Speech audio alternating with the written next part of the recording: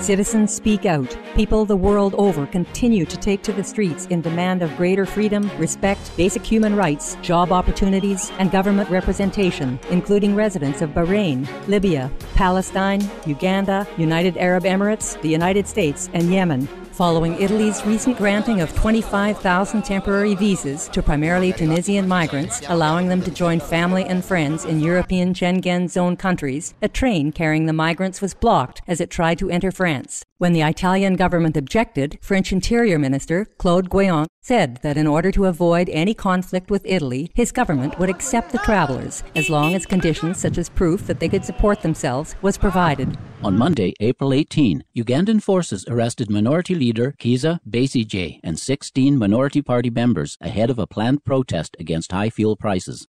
Palestinian prisoners in Israeli jails went on a one-day hunger strike to raise awareness of the human rights violations Palestinian political prisoners face while detained. Their actions coincided with Israel's Channel 2 TV station airing a video documenting the abuses toward Palestinians in Israeli prisons. Meanwhile, officials in Gaza, Palestine, announced that a state funeral will be held to honor slain Italian peace activist Vittorio Arrigoni. In Bahrain, Ms. Zainab Al-Khawaja has been hospitalized due to conditions arising from a hunger strike she initiated after her father, Abdulhadi Al-Khawaja, former president of the Bahrain Center for Human Rights, was beaten unconscious by state security forces and taken from their home along with other male members of the family. Press TV has reported that government forces destroyed 2 more mosques on Monday, April 18, in continued suppression of ongoing peaceful protests for human rights, equality, better opportunity, and democracy. At least 8 teachers and a number of students were arrested from an all-girls school in Hamad, as well as around 100 civil servants for their participation in the protest movement.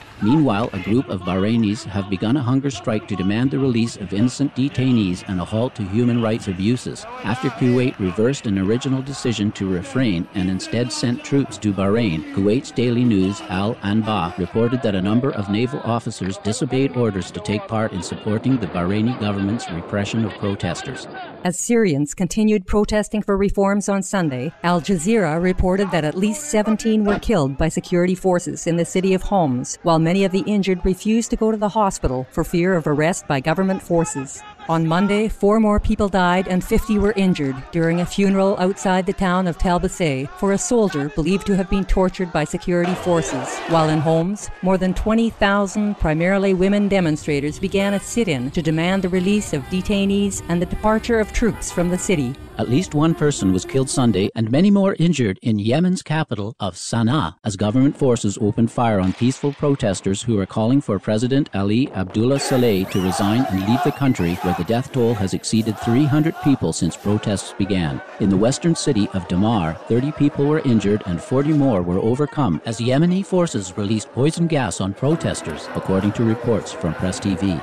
In United Arab Emirates, Abdullah al-Shihi is arrested as the 4th to have been detained from a group of 133 academics, journalists, and other human rights activists who signed a petition calling for democracy. The Libyan city of Misrata faced ongoing bombardment from government forces on Monday, where a senior medic estimates there have been 1,000 casualties and around 2,000 people injured over the 6-week siege. With some accounts saying that the situation is worsening quickly, weeks of shelling, gunshots, and sexual assault of women have left survivors trapped inside their homes without access to water, food, or medical aid. Meanwhile, the United Kingdom has announced plans to evacuate the first 5,000 of an estimated 15,000 migrant workers in Misrata and help them return to their home countries. The government also approved additional funds to assist people in western Libya with medical supplies, equipment, doctors, and other healthcare personnel.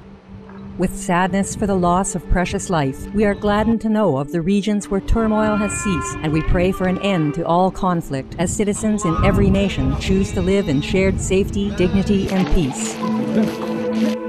In sorrowful response to these unfortunate world events,